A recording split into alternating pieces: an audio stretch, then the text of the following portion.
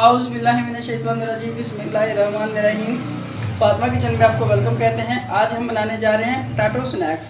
Potato snacks कह सकते हैं, पटाटो बिस्किट भी कह सकते हैं आप। बिल्कुल हल्की फुल्की सी रेसिपी है और चटपट बनने वाली।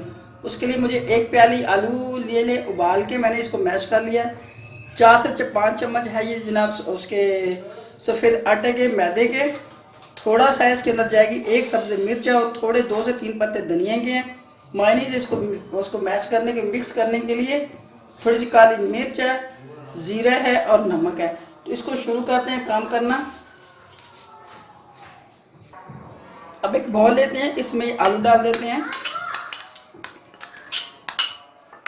आलू और साथ ही मैदा डाल देते हैं।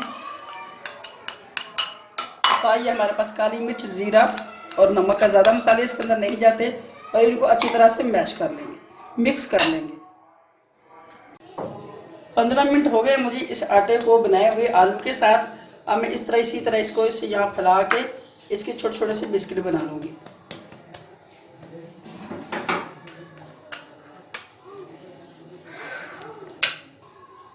इस तरह फैला के इस तरह का एक ढकना ले लें, इस तरह इसकी इस ऊपर करते जाएं और सारे बिस्किट बना लें इस तरह से।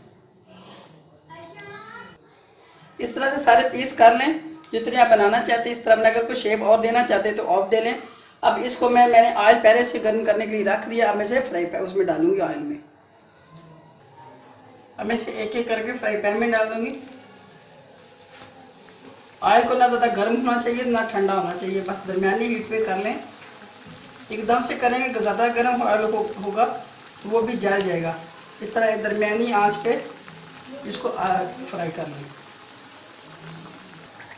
ये देखिए ज़बरदस्त किस्म की फूल गई हैं। ये थोड़ा सा इसको दबाएं नीचे, ये फूल जाती हैं और फूली ज़बरदस्त किस्म का इसका जायका आता है। साथ पलटते जाएं, साथ साथ दबाते जाएं, ये फूल जाएगी।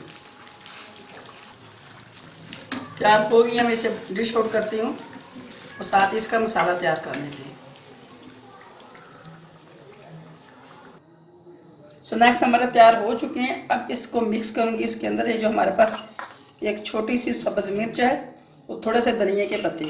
आप अगर कुछ और डालना चाहते हैं पुदीने के या कड़ी पत्ते के तो वो भी डाल सकते हैं।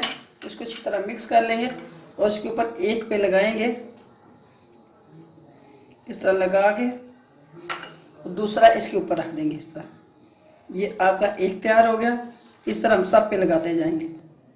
पटाटो स्नैक्स हमारे तैयार हो चुके हैं। उम्मीद करती हूँ कि आज की रेसिपी आपको पसंद आएगी। आप इसके अंदर अगर केचप डालना चाहे तो वो भी डाल सकते हैं, अगर नींबू डालना चाहे तो वो भी डाल सकते हो, सादा भी अगर खाना चाहे तो वो भी बहुत अच्छे बनते हैं।